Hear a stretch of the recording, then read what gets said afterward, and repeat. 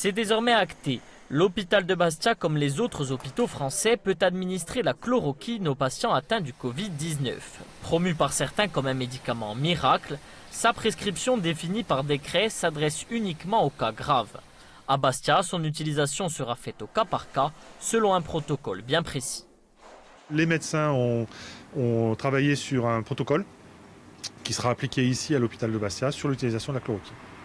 C'est un protocole, pas forcément des patients graves, c'est un protocole qui prévoit, en fonction de l'état de santé du patient, l'administration ou pas de la chloroquine. En Corse, 700 patients sont atteints d'une pathologie qui nécessite la prise de ce médicament à base de chloroquine. Jusqu'à aujourd'hui, seuls les patients avec un traitement longue durée pouvaient se le procurer. Dorénavant, les pharmacies pourront le délivrer à d'autres personnes, mais uniquement celles avec une ordonnance d'un médecin spécialiste.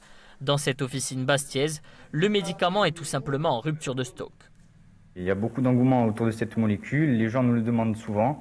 Malgré tout ça, on ne peut pas le donner sans ordonnance à tous les patients qui viennent. Moi, je pense qu'il vaut mieux attendre l'avis d'un médecin.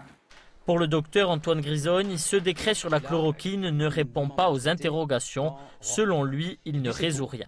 Ce que je sais, quel que soit le traitement, il est pratiquement inutile de le donner à l'hôpital lorsque les patients sont dans des états déjà évolués. Donc à partir de là, ce décret ne permet absolument pas la mise en œuvre de ces études. Dans une lettre ouverte adressée au ministre de la Santé, l'université et les ordres des médecins et des pharmaciens de Corse demandent solennellement que tous les patients testés positifs au Covid-19 puissent accéder à ce traitement.